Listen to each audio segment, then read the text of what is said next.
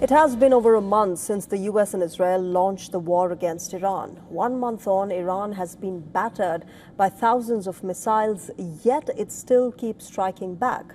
Despite this, American President Donald Trump keeps on saying that Tehran has already been defeated and simultaneously it is in talks with Washington. He said this again a few hours ago. Take a look.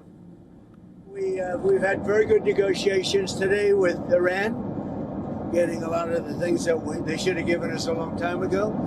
We'll see how it works out, but they're very good, moving along very nicely. They've destroyed a lot of additional targets today. The Navy's gone, the Air Force is gone, we know that. But we destroyed many targets today. It was a big day. And we are negotiating with them directly and indirectly. So the question is, what exactly is Trump negotiating? What is his end game? Over the last month, he has listed his objectives on several occasions. Here's one of the earliest lists.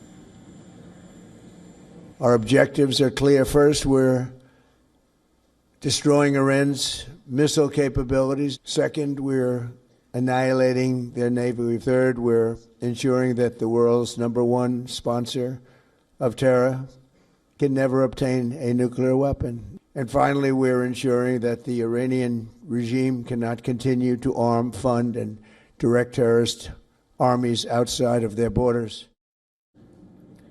So Donald Trump initially wanted to destroy Iran's missile capabilities. The US and Israel, remember, have repeatedly struck what they say are Iranian missile production facilities. But as is evident from the retaliatory strikes, Iran has not really exhausted its missiles yet. And the most recent one, of course, being on Haifa in Israel today. After that, Trump said that he wanted to destroy Iran's navy. In fact, he has repeatedly claimed that this objective has already been achieved.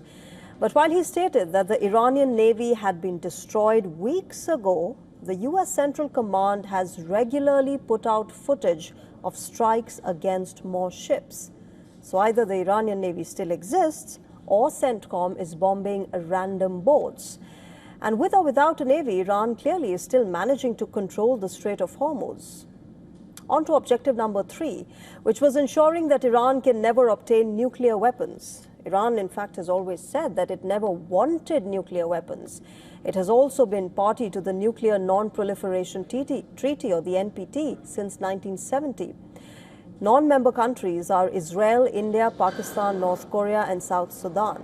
Barring South Sudan, the other 4 are known or suspected to have nuclear weapons. And just hours ago, Iran's foreign ministry spokesperson said this. Take a listen.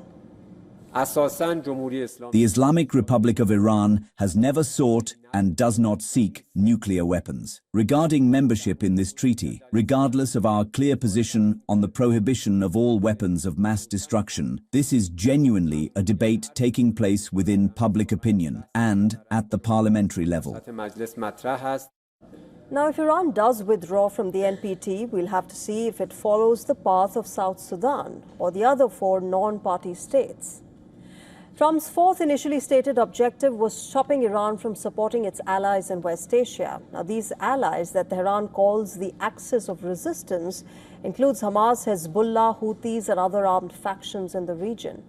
The Houthis have just entered the war. Hezbollah has been fighting since the 2nd of March, which is the day that Trump had first stated his objectives.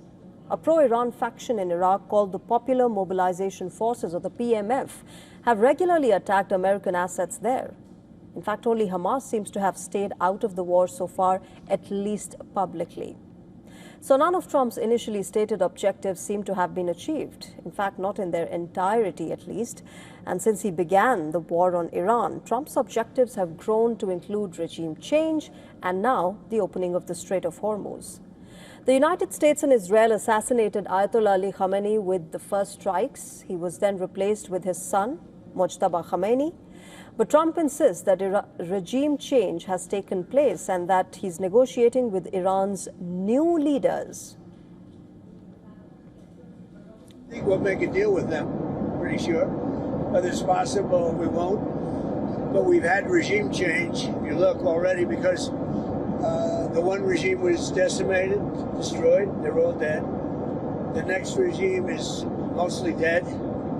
And the third regime, we're dealing with different people than anybody's dealt with before. It's a whole different group of people. So I would consider that regime change.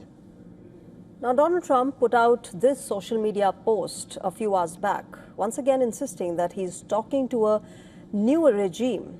And his post focuses on his final objective, which is opening the Strait of Hormuz. Trump has once again threatened Iran, saying that if it doesn't agree to a deal soon and if it doesn't open the strait immediately, he's going to bomb its civilian infrastructure. The American president has threatened to obliterate Iran's power plants, oil wells, the Kharg Island, and possibly water desalination plants. So after a month of war, the American president's last remaining goal is to open a waterway which was already open before he began his war. At the moment, the Strait of Hormuz seems to be the final piece of Donald Trump's endgame.